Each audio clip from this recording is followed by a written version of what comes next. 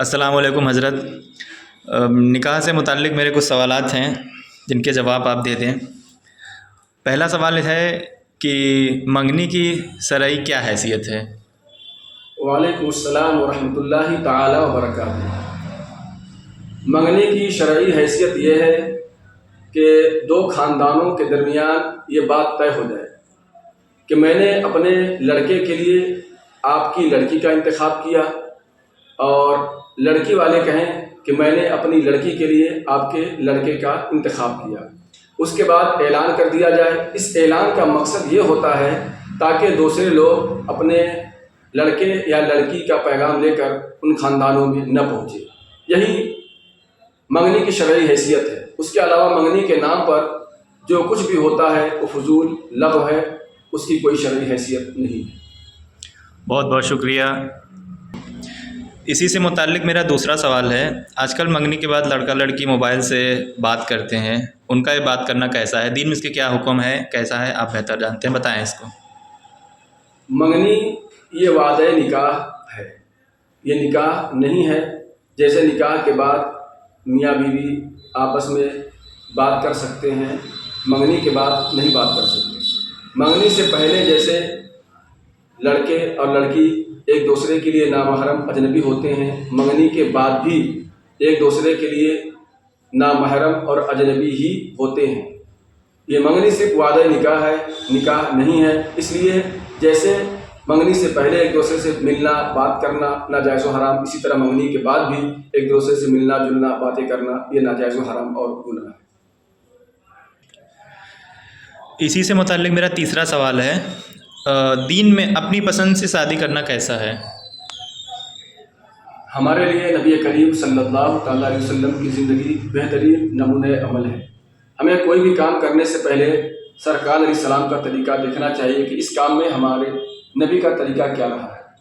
تو شادی کے حوالے سے جب ہم اپنے نبی کی زندگی کا مطالعہ کرتے ہیں تو ہمیں پتہ چلتا ہے کہ جب حضرت خدیجۃ الکبریٰ نے نبی کریم صلی اللہ تعالیٰ علیہ وسلم کو نکاح کا پیغام بھیجا کہ یا رسول اللہ میں آپ سے شادی کرنا چاہتی ہوں، تو سرکار نے فرمایا خدیجہ رکو ذرا، میں اپنے چچا سے پوچھ کے بتاؤں گا۔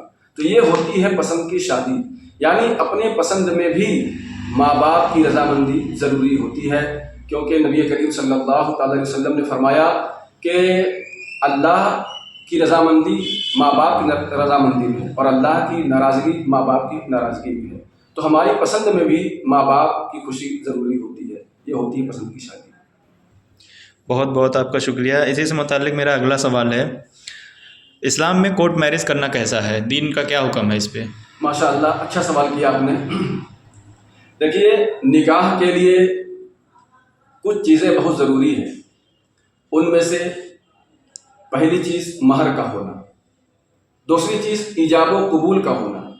ایجاب و قبول کا مطلب یہ ہے، مثلا لڑکا کہے لڑکی سے کہ میں نے اتنے مہر کے عوض تمہیں اپنے نکاح میں لیا، پھر لڑکی کہے میں نے قبول کیا، یا لڑکی ہی کہہ دے مثال کے طور پر کہ اتنے مہر کے بدلے میں نے اپنے آپ کو تمہارے نکاح میں دیا، پھر لڑکا کہے میں نے قبول کیا۔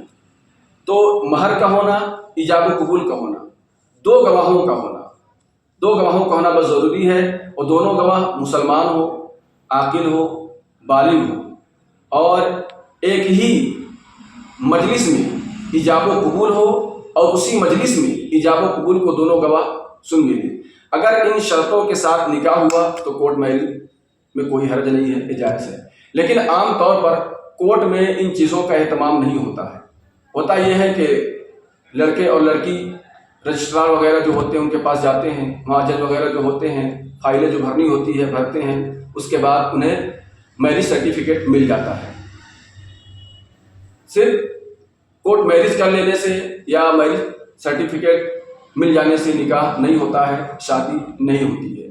اس لیے بہتر طریقہ یہ ہے کہ باقاعدہ گھر پر دو گواہوں کی موجودگی میں مہر کے ساتھ شریعت کے مطابق نکاح کر لیں، پھر قانونی حفاظت حاصل کرنے کے لیے کورٹ میرج کر لیں، جس میں کوئی حرج نہیں ہے۔